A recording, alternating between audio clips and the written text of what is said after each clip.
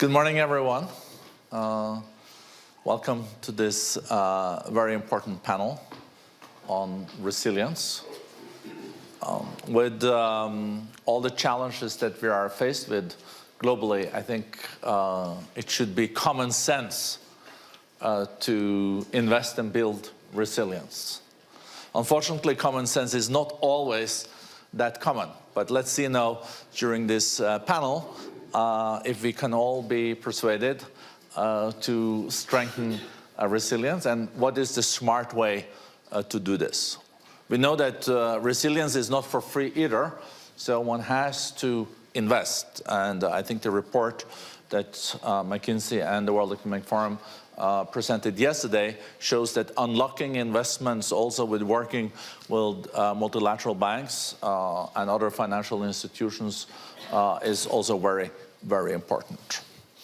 I think that when it comes to resilience and investing in it, I would say that the cost of inaction usually far exceeds the cost of action if it's done in the right way. So let us start with you, Bob Sternfels, managing partner of McKinsey.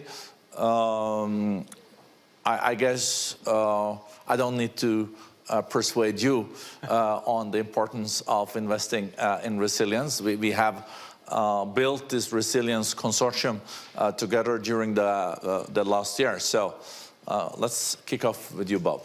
Super. Well, thanks, Børge. It's great being here and being with some co-collaborators now for a few years on this notion of resilience. And when we got together with the World Economic Forum 3 years ago to talk about this, I think both of us were unsure if this was going to be an enduring topic or a response at the time to a real dislocation in terms of the pandemic. And then you had the invasion of Ukraine, and we saw that supply chains weren't as resilient as we thought they should be.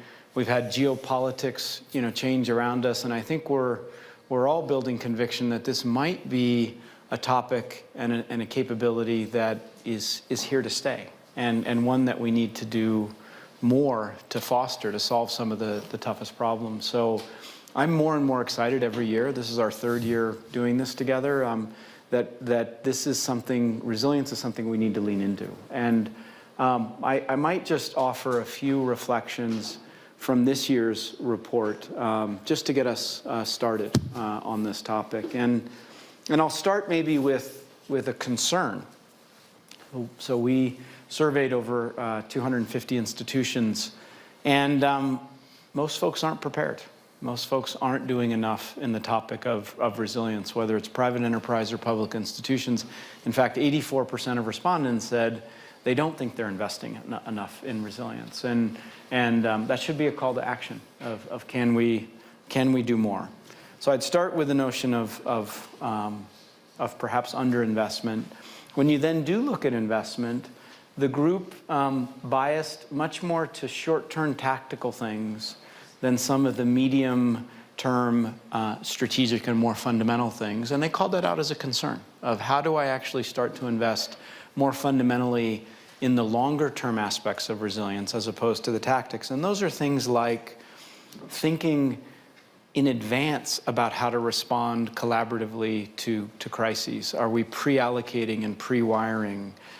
Strategic reorientation, and how do we think about the strategic topic? And I know you and I have spoken often about this notion, the notion of foresight and the notion of preparedness. These are more of the long-term things that I think there was a call out in our report to do more on. There's also one that I'm personally passionate about, which is this notion of resilience as a skill. In fact, sometimes we talk about it as a muscle that needs to be built, and unless you keep that muscle in shape, can atrophy. And there was a highlight that there's more we can do both at the enterprise level. How do we think about the organizations that we lead being rewired to be more resilient, but also at the individual level. And one of the fascinating conversations is what share of mind for people who are in senior HR roles is dedicated to building the personal skill of resilience. How do you help leaders be more resilient at an individual level? And we highlighted that's one of the underinvested areas just at a personal skill level. So that's a bit of a call out. We call out the notion of this public-private interface, and I know we'll talk more about this, but the notion, and this has been an enduring theme at the World Economic Forum for a while, but when it particularly comes to resilience, resilience cannot be solved in isolation. Resilience requires collaboration. And there are some stress points in how to actually collaborate across this. And so there was a call out there. And I know those are areas of perhaps concern and where to invest more. I'll flip it around to then the glass half full side of what are some of the problems that can be addressed by being more resilient. And this was, I think, one of the exciting parts of our report. You know, we looked at furthering macroeconomic stability, something that's absolutely critical in this world. There's a tie to being more resilient, driving more stability macroeconomically. Stable investments over longer periods of time. The more resilient, the more confident you get about making bold investments over long time frames.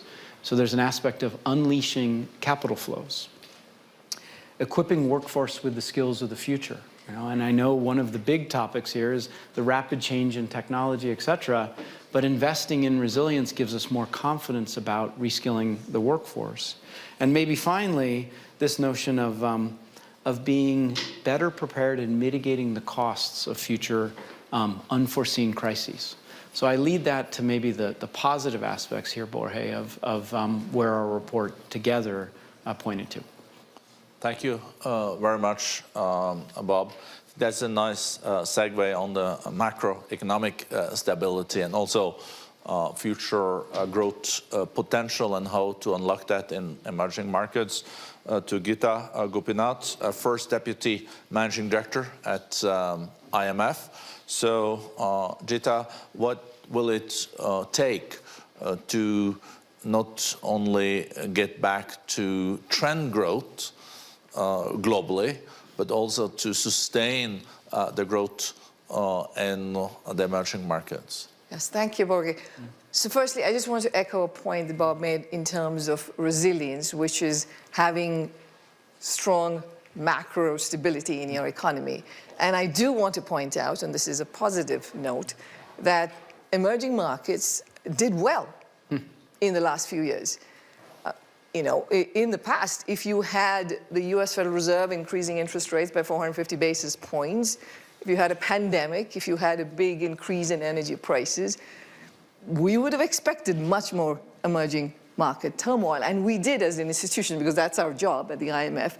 And I remember numerous meetings where we sat and we were building scenarios of what could go wrong. And that didn't happen. But that required, as you said, long-term investment, which is, you know, starting from the 1990s, there was a much more careful switch to sound monetary policy frameworks, financial sector regulation, ensuring that you're not borrowing too much in foreign currency. All of that is what provides resilience. So that's a good example. Now, that's good news. Now, looking ahead, of course, there continue to be very important headwinds for emerging markets. You know, we're in an environment where borrowing costs are likely to be much higher for longer. The US dollar is stronger and has gone up quite a bit in the last few months. And you know, trade policy is going to require adapting to as it's changing. So there are plenty more knocks in terms of what emerging markets will have to deal with, and they'll have to build resilience to it. But I think what is critical is also to note that there has been a secular decline in GDP per capita growth in emerging and developing emerging markets. So if you look at the start of the 2000s, the per capita growth was around 3.6%. And since the pandemic, it's been halved to 1.8%. And what's behind that is both that productivity growth has slowed, and also private sector investment has slowed, with important exceptions like Saudi Arabia and Mexico and a few other countries. But more generally, you've seen a decline. And so changing that environment, and this is what I'll end with, which is what emerging markets need to reinvest in, is in structural reforms, which has slowed quite a bit since the early 2000s, the intensity of doing those reforms. So building those reforms, continue to build deep capital markets, ease of doing business, encouraging innovation in the private sector. Returning to that is, I think, the best way to build resilience to the headwinds that these countries face. Thank you. Very interesting. The need for structural reforms. Of course, we see some markets like Argentina going through very tough structural reforms. But it's interesting that you also said that productivity has not increased as much post-COVID as before. And that is in a situation where we are expecting big productivity gains from Gen AI and the new technologies. Is that slower in the emerging markets? One question. And the second, we know that there is more debt out there now globally than at any other point since the Second World War. Does that apply for emerging markets too? And how much concerned are you about debt now being the biggest expense, the biggest cost in many state budgets? Yeah, I mean, in terms of productivity growth, actually, with some very few exceptions like the US, in terms of productivity growth since the pandemic, most other parts of the world, productivity growth has disappointed, including in Europe, including in China, including in most emerging and developing countries. So this is not at this point about whether they're able to adopt the new technologies and AI and whether they incorporate. Pretty much all countries in the world have a problem to deal with there. In terms of the debt, yes, that is one of the biggest issues that we are concerned about, which is debt levels are at, public sector debt was $100 trillion now, and it is projected to reach 100% of world GDP by the end of this decade. And also, just so that you're not too complacent, there is an optimism bias in these forecasts, and usually debt tends to end up being 10 percentage points higher than what we forecast. So we just have to just keep in mind that this is a serious issue for countries to deal with, which is why, in terms of the needed investment that countries will require to build resilience, including to deal with climate change and to deal with the digital transformation and AI, it has to come from the private sector. I mean, 80 to 90% of the climate finance will have to come from the private sector. So, countries will have to invest in the ecosystem that will encourage private investment. Thank you. Turning to you, Excellency, Minister of Finance from Saudi Arabia, Aljadaan. I guess that resilience is also something that is on the top of the agenda in the Saudi cabinet. But of course, a lot of responsibilities, as usual, on Minister of Finance, because there is a big responsibility on keeping the macroeconomics right. Good growth projects, projections from IMF for the kingdom in its last outlook, but I guess that doesn't make you complacent. Oh, thank you very much, and I think the possibly serious risk is getting complacent. So we need to be very careful. For you to be resilient is not to get complacent. And I agree really with what I said earlier. I would add two things possibly. One is for any country, and particularly if we'll talk about Saudi Arabia as an emerging economy, it is very difficult to invoke and serious reforms, but these reforms are the key anchor of being resilient. And we have seen that, for Saudi Vision 2030 laid the ground for very serious reforms that are needed for any country to be resilient. And then it's not just starting the reform, announcing a reform, it's really committing to actually executing these reforms. And doubling down on successes and making sure that you also look at what you have done and adjust through the course of implementation. Fiscal reforms are absolutely necessary. And we started, for example, in 2017, what we now call the EXPRO, which is the Government Expenditure and Projects Efficiency, which yielded and incredible results. I mean, we have put a target on management to give us a return on investment of about $100 to each dollar we allocate to them as a budget. And they came back with about $200 for each dollar. So I would encourage actually every country around the world invest in efficiency, government efficiency. It yields, and it yields very good results. At the same time, they are not allowed actually to touch targets. So they are unable to change strategies and targets and objectives. They are only able to make it more efficient. So that is one. Second is making sure that you have also very strong institutions. Institutions within the government and then collaborating with the private sector is absolutely key. I mean, we have seen that as a result of that, between 17 and 24, private investment as percentage of GDP have grown by about 54%, actually more than that.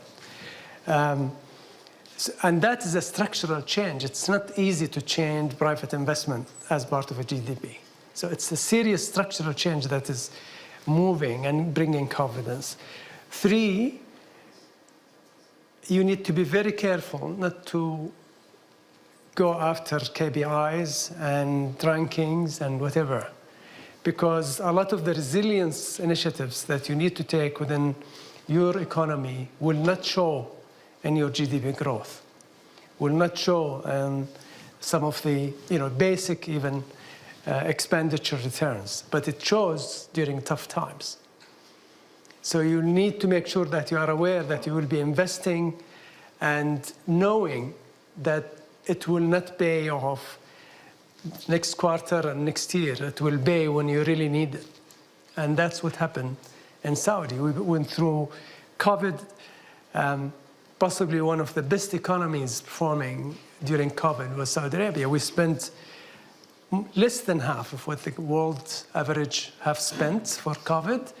And actually, our economy shrank less than half of the average global economy. And then we rebounded very quickly the following year. So it pays. And how did you manage that? I think you manage it with government alignment, working with the private sector, and making sure that actually you have a very clear vision that is well communicated, with very clear leadership commitment, with long-term plans, which I think a lot of the world now suffering from short-term planning and not being able to make tough decisions. In Saudi Arabia, actually, we communicated very well. We mobilized the whole nation behind this vision, and people are excited. You mobilize, we have a youth nation that we focused on and make sure human capital is in the center of this. When you mobilize that nation with a very clear vision, actually you will get a lot of positive outcome. Thank you. I'm turning to Odile Renaud-Basso, President of European Bank for Reconstruction and Development. In the report that was presented yesterday, the role of the MDBs and the role of the multilateral banks when it comes to also supporting investments in emerging markets is strongly underlined. Of course, there is a lot of players that want the capital that is available. So what is your strategy for using your resources in the most strategic way in emerging markets in the years to come? So, first of all, I would like to start by, sorry, my voice is a bit, to start by the concept of resilience, because I think it's extremely relevant, and I very much agree with what you just said, which is, I mean, there have been a succession of shock. What I think we learn from that is the need to build resilience, and for me, to build resilience is being able to think about the long term. So not, I mean, and we cannot cover all strategies and so forth, but being, I mean, able to anticipate that there may be shocks and have the agility and the preparedness to be ready for that. And I think one of the challenges for the emerging market, there have been very resilient. Some countries have been, I was thinking about resilience and I was thinking about Ukraine, you know, as a, country with a huge, which has shown huge resilience. But one of the challenges for the emerging market is that to build resilience, you need to invest. And capital is a big issue. And the lack of homegrown capital or weakness of the homegrown capital is a major challenge in a number of countries, which needs to be addressed, but also the reliance and the volatility of external capital. So I think that's where MDBs can play an important role. But I believe that we cannot substitute. So what we can do is in my view, two sort of things. The first thing is really to work with the country on developing, all together with the IMF and with other MDBs as a system, the relevant policies that will facilitate, resilience and develop capital, homegrown capital and capital market and attract investment. And this is a macroeconomic policy framework and the credibility of the macroeconomic policy framework. It's also a framework which is conducive to private investor, rule of law, regulatory framework, simplification, and so forth. And what we see is a tendency, like maybe a contradiction in all this debate about resilience, where it could call for more state involvement, more top-down public policy making and so forth. And we see a tendency of having states coming back more, lack of willingness to go for privatization, sort of, it depends on country, of course, but this is one of the challenges. I think that to build resilience, and you need to really work with the private sector, because you are not going to sort out all the issues through public sector, government, or state-owned enterprise. And so the first pillar of our activity is really developing these policies which are conducive for investment and attracting private investment. The second pillar is, of course, very important, and is the mostly known and visible is the financing, and the fact that our financing is related to a very thorough work on project preparation, so helping building a pipeline, designing projects which are, hopefully will bring confidence from the private sector to share with us the investment, to invest alongside us, or to, they multiply our own investment.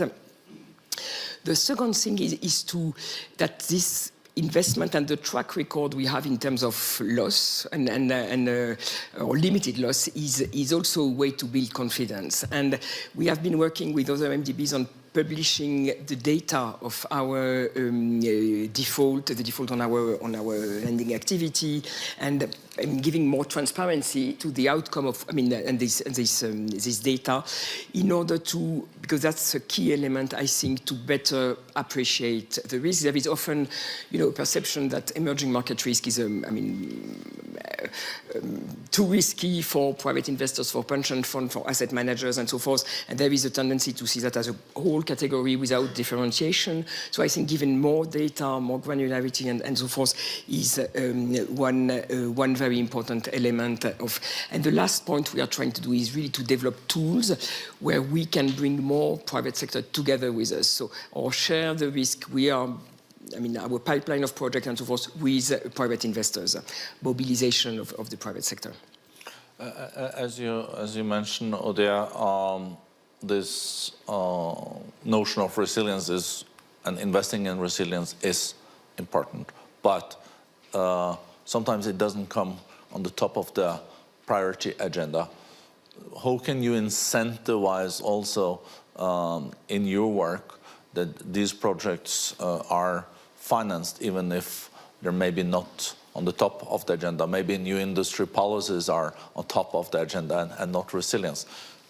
Can you lean in, and do you lean in on those things? Yes, I think what we can bring is this long-term perspective. So, you know, helping countries to look into not only the short term, the next year, the year after, but what will be the challenges in the long term. And the climate issue is one of the most, acute and obvious issue on which this long-term financing is absolutely needed, because also you need to think about the strategy of a country, not only in the public sector, but in manufacturing, in housing. So it's a very complex, and all the tools which have been developed to have these long-term strategies are very relevant to help addressing that.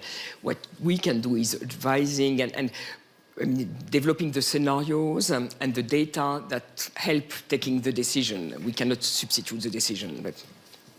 So, Jakob Aarup-Andersen, CEO of Carlsberg. It's good to have a strong voice also from the private sector. How much do you walk the talk on the resilience building in your company? No, so thanks, Børge. It's let me offer a company perspective because I think it's in the end that's where a lot of this ends as well. It's a massive thing for us as a company. We're multinational, and you can say what we've experienced over the last 178 years of operations is that it's not the crisis that gradually builds that is the biggest shock to the system. It's the unknowns, and that's where you see resilience in your organization or not. And when I look at and we've had our fair bit as a company as well.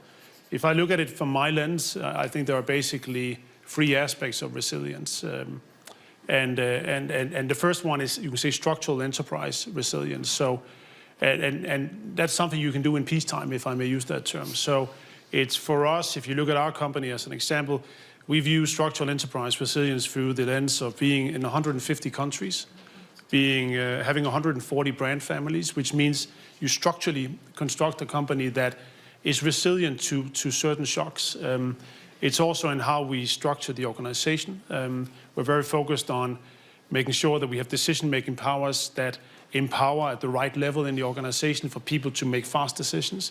Also that we can segregate risks across the organization in a structural way. So it's really how do you create the organizational mechanisms that guarantees that the organism called the company reacts structurally the moment it gets a shock.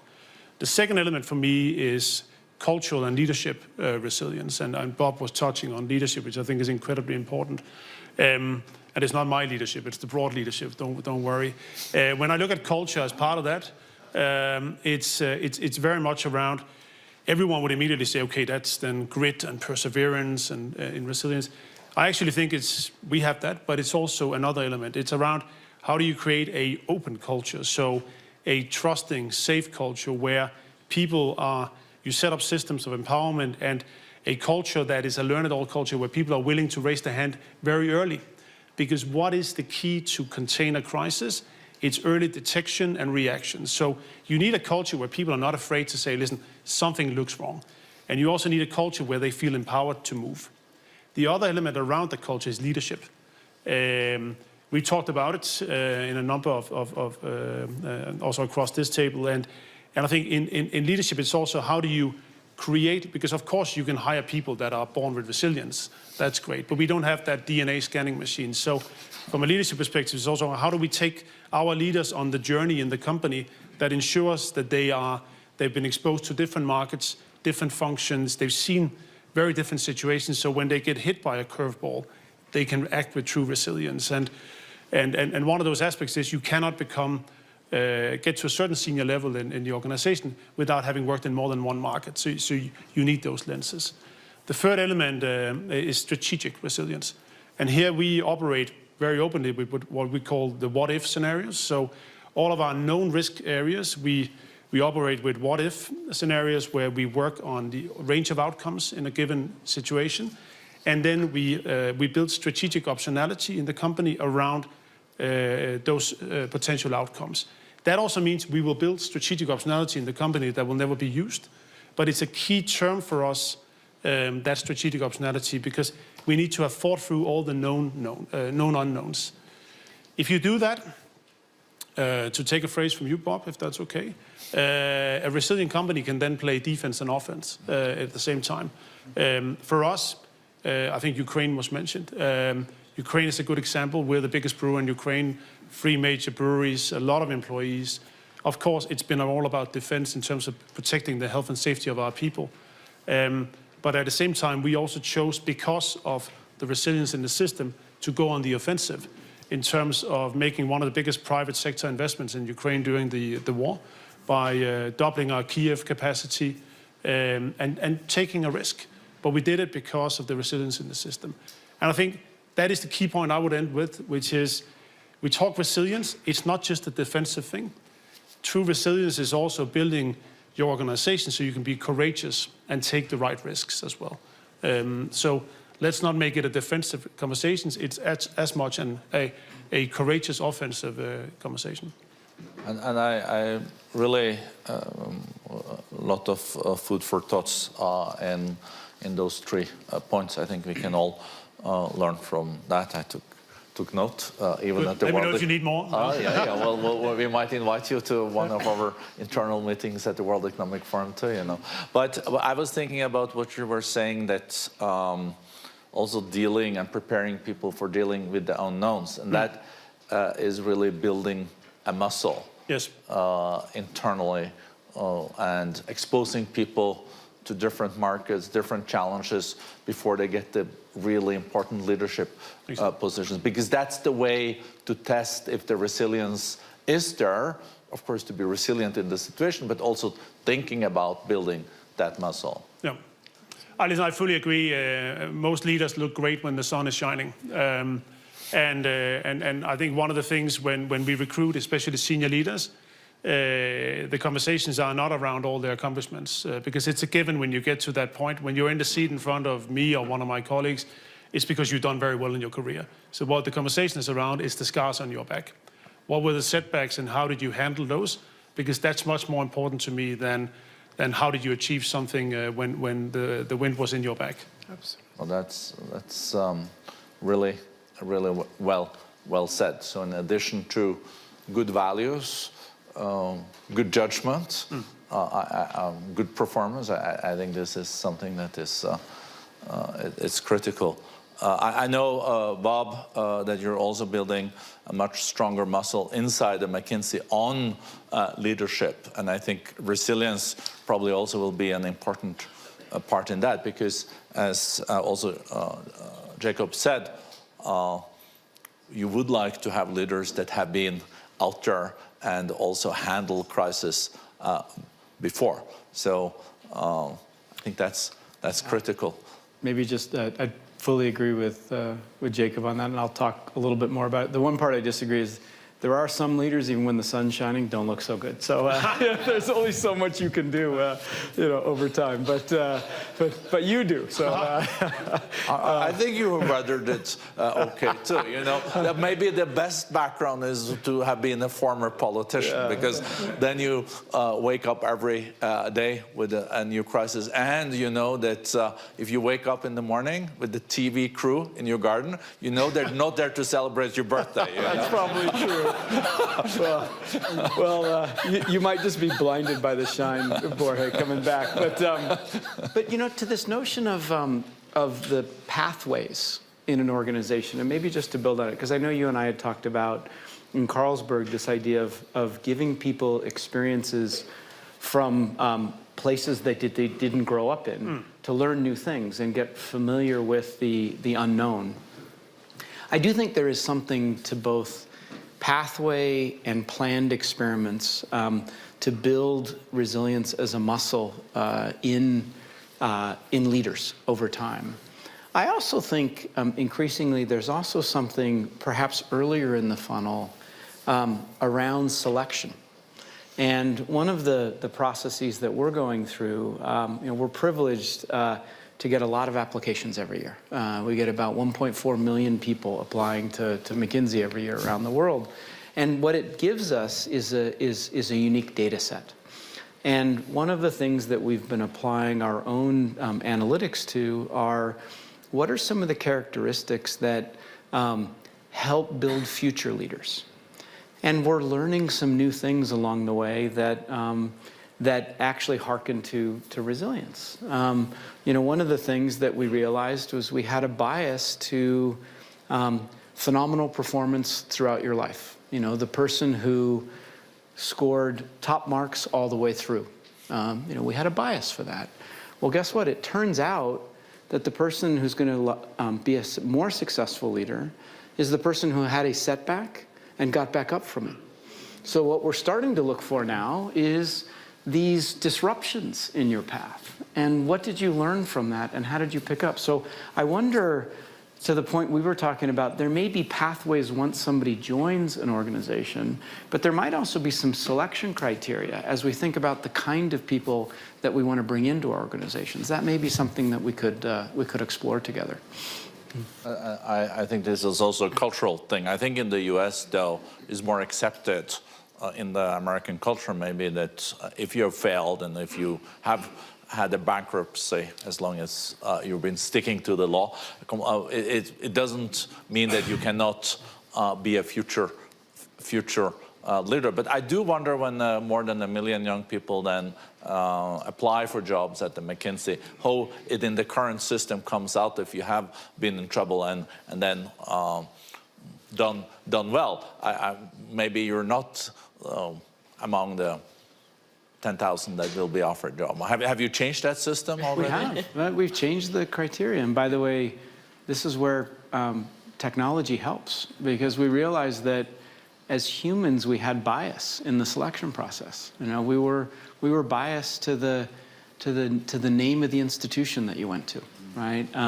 We had bias around looking for that perfection. And by the way, if you use the buzzword of the day, you know, generative AI, and you kind of look at, you actually start to debias, and you start to learn what some of these predictive markers are. And so my only point is, I think there's a wonderful opportunity as we think about talent to potentially move from some form of credential approach to much more potential. And I think one of the potential aspects is this notion of resilience and this idea of what have you learned along the way from your journey, even if your journey is bumpy. In fact, maybe we want your journey to be bumpy because you actually learn more as a leader there. I think there's an interesting field in that. Yeah? No, I have a bit of a problem to make a segue from this Sorry. into I'm supposed to ask you, Gita, a question related to macroeconomic resilience in emerging markets. So, Gita, I like how we took Børge off his script. So you can feel free to comment on this leadership piece, because I think a lot of people are applying for jobs at the IMF too. But I do think, though, I do think that it is incredibly important now to also how we invest in future talents and innovations in emerging markets. And so feel free to help me. Absolutely. I mean, one thing I would just follow up on what both of you said was, it would be very helpful if you, by the way, communicate or televise this to our young folks, that this has changed the way you recruit. And, you know, you said it's not about credentials, but it's about what? Potential. Potential. Because we have a very anxious generation that we have right now. And they're, of course, anxious for multiple different reasons. But it would help if they knew that even if, you know, they had a setback, that, you know, companies like yours have learned something in the past few years and have figured that that's actually a positive. So please put that out there. And we are televising this. Yes, indeed, for exactly. millions. But get it out to more and more young people. Yeah. So yes, I think what is absolutely critical for emerging markets, like I said, an important fact is private investment, domestic private investment, has slowed over the last 2 decades across emerging markets. I guess an important exception like Saudi Arabia. But that is not great, because you cannot have growth. Your potential growth is going to be weak if you don't have private investment. The other trend that is troubling is if you look at foreign capital inflows into emerging and developing countries, that has also slowed over the last 25 years. If you look at foreign direct investment, that has slowed over the last 25 years. So clearly, finance is not looking at these countries and saying, these are big growth opportunities that we need to be investing in. Again, with exceptions, but that's the general trend. And that has to change. And that can change with good policies, several of which were mentioned over here, in terms of showing that you're now doing the reforms that are needed to attract investment, that this is an opportune place to put your money in. It's also very important to ensure that you have the skilled labor force that's keeping up with all the technological developments. One of the things we are concerned about, which can further exacerbate a divergence between advanced economies and emerging markets, is the fact that, it is AI and the new technologies, which, if you look at the numbers in terms of, 60% of advanced economy jobs are exposed to AI. And if you go down to low-income countries, that number is 26%. Exposure, it can be both good and bad. But since there's a very important good part to it, the fact that they will be able to increase their productivity through the use of this technology is very important. And there is no simple way for us to see how that gets transferred to many of the developing countries. How can they use it? They're going to have to build their digital infrastructures. They're going to have to build their human capital and skills. And the other thing that I want to mention for resilience is, while there is a lot of money going into climate mitigation, there is much less going into climate adaptation. So close to 90% of climate finance is for mitigation purposes. Very, very little is for adaptation purposes. And for many emerging and developing countries, it is adaptation that requires the most amount of money. So how do we turn that into something that the private sector sees as an investment opportunity? They don't see it right now as such. Governments are being relied on to do it. So how do they turn that into it? How do institutions like the IMF and the World Bank and the other institutions help de-risk some of this kind of investment and be able to attract more capital? So there are very specific needs that emerging markets have that we need to focus on and make sure that they're getting the finance and they're getting the technology that they need to have a ramp up in productivity growth. No, you're so right. And on the adaptation piece, it's not only in developing or emerging markets. I think even in very developed countries, there can be empty reservoirs for water and all this. So faced with natural disasters. So we have now 3 minutes left and we have 3 speakers. So I'll try to square that circle. Coming to you, Mr. Aljadaan, you heard about what Gita also just said related to investments and FDIs in emerging markets. And Saudi is in a situation where you do invest a lot. So you do have capital. You have one of the largest sovereign wealth funds in the world. When you make those decisions, do you have a bias also towards supporting emerging markets, or is it just where you expect the short-term best return on your investments? I think both, but I'll come back to this. But quickly, I think in relation to leadership, it's not only leadership in corporates, it's also leadership in governments. And I absolutely agree that the leadership with experiences of really going through tough times and actually making bad decisions are likely to bounce back and become better leaders. In relation to investments, we invest across the world, but we also have a very specific designed, actually, investment in emerging markets to support emerging markets, but then make returns. So it's not, the investment part is not about development funds, it's actually to make returns, but it is actually designed for emerging markets, and we have a lot of investments in multiple emerging economies, in Pakistan, in Egypt, in Jordan, Bahrain, and a few other areas, in actually Ukraine and Argentina. But then the key part of that investment is actually to look for sectors that will ultimately benefit Saudi Arabia. Even if we are investing in the US or in China or in Europe, it's really what's in it for Saudi Arabia. Are we going to bring a know-how? Are we going to attract? That's the mantra of the day now, isn't it? Like Every country is now looking at how to make your country great. Well, I'm happy, I'm thankful, I'm grateful, but it comes with a lot of efforts. And if you make the right efforts, I think you will get the right investments, even in your own country. So I think building on that, Odile, what we're trying to look at is, when is there overlap in the national interests? And then you can also make and secure collaboration. I think one has to have much more of a real political approach when these national interests are like what they are, but there's also a lot of overlap, and there I think you can strike and make deals for collaboration. Probably that's part of the new reality, yeah. I guess, and it's addressed. I mean, it has always been a reality that you have some overlap and some.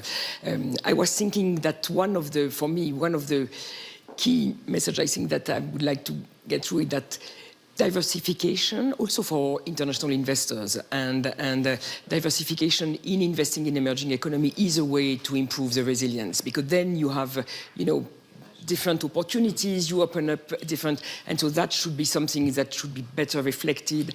I think we have a bit also of regulatory issues and how we create incentive for investment in the emerging market. Jacob, 1 minute, you can sum up. Yeah, no, listen, I think that debate is the right one. So on that topic, I think spot on. Actually, from both of you, it's from our perspective, private-public partnerships are so important when we work with emerging markets, especially on not climate mitigation, but climate adaptation. That's where we found the formula, but it's incredibly hard work in terms of stakeholder management, getting the right institutions involved, and creating the greater why around it. At another session, I would love to talk about some of the work we've been doing in Laos, in West Africa, etc. It's some fantastic projects where we managed to combine public research funds, our own experts from the central laboratories, together with local business and agriculture, creating regenerative farming in Laos, saving significant amounts of water, creating new livelihoods for farmers, creating new livelihoods for farmers in West Africa by introducing a new grain, fonio, a climate-resistant crop, into our product instead of your traditional products, etc. So I think there's a tremendous opportunity out there, but these are the hard yards. It's incredibly hard work right now, getting coalitions together, getting stakeholders together across. But it's work that needs to be done. So we can move the needle in terms of moving to adaptation, because we're not just there to mitigate. We're actually, back to my first answer earlier, this is about being on the offensive. So let's be adapting instead of mitigating as we go along. Thank you. Thank you to a great panel. I found this a fascinating discussion.